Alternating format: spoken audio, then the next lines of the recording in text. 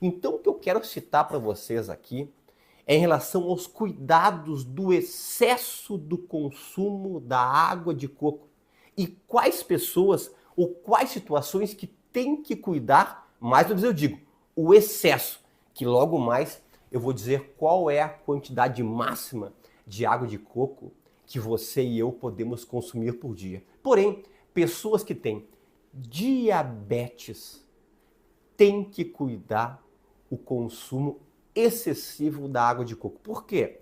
Porque a água de coco, ela tem a frutose, que é um carboidrato, que é um açúcar natural das frutas.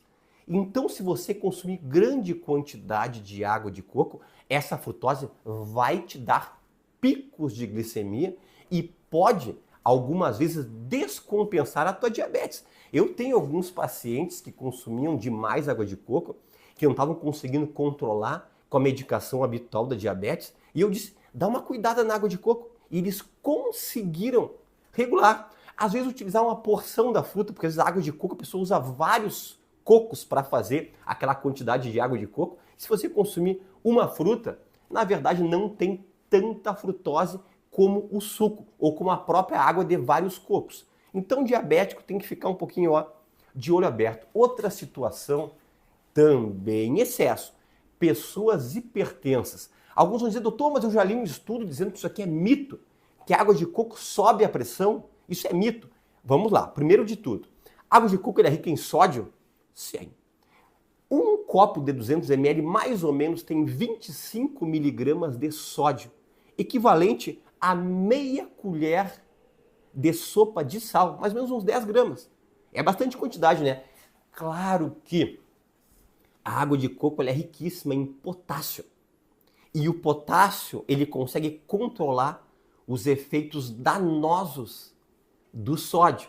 E nós sabemos que a água de coco, eu citei no início desse vídeo, tem bastante potássio. Então, na verdade, você tem que cuidar o excesso do consumo. Porque se você tomar de maneira moderada, você que é hipertenso, e a maioria das pessoas hoje em dia são hipertensas, não vai alterar a tua pressão. Mas também, fique de olho aberto. Quem eu acho que tem que cuidar muito são pacientes nefropatas, pacientes que têm doenças renais, que têm alteração da função renal, da creatinina e da ureia. Porque, na verdade, a água de coco, eu falei para vocês que ela é rica em eletrólitos. E tem eletrólitos que são excretados essencialmente pelos rins, tipo sódio, tipo potássio, tipo magnésio. Então, você que tem problema no teu funcionamento dos teus rins, você tem que falar com o seu nefrologista, com o seu médico, para ele dizer se você pode consumir e, se puder, qual a quantidade certa. Outro detalhe, cuidado com o consumo excessivo de água de coco, que pode causar até desidratação. Que loucura, né? Alguém pode dizer, doutor, mas ela não é boa para hidratar? É ótima para hidratar, mas o consumo excessivo e sem consumir uma água pura, por causa do excesso de sódio, pode levar à desidratação. Já tiveram vários relatos de pessoas que tomaram quantidades absurdas de 2, 3, 4 litros de água de coco por dia e não faziam atividade física, tomavam só porque gostavam e acabaram desidratadas, tendo que ir para um hospital para fazer um tratamento da hipernatremia, que é sódio elevado de maneira excessiva. E outro detalhe que isso aqui é bem pouco falado, pessoas que têm problemas gástricos, pessoas que têm úlceras ativas, gastrite de segundo ou terceiro grau, ou têm problemas com excesso de gases ou distensão abdominal, cuidado com o excesso de água de coco, porque por causa dos eletrólitos que você vai consumir, que são os minerais, e também por causa da frutose, pode sim, às vezes, piorar os sintomas gástricos e a distensão abdominal. E eu, como sou especialista desta parte, eu já tive vários pacientes meus que tomavam um pouco acima do limite água de coco e pioraram os sintomas digestivos.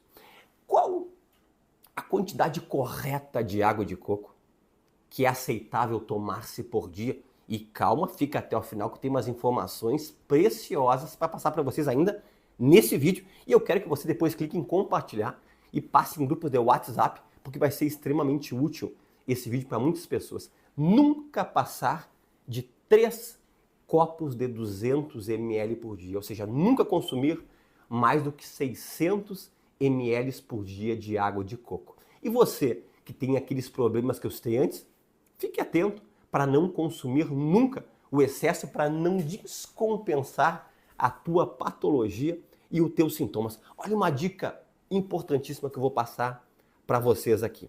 Nunca consuma água de coco junto das principais refeições. Quem me conhece, me segue, sabe que eu sou um especialista que trata da parte digestiva, que sou totalmente contra você comer sólidos junto com líquidos.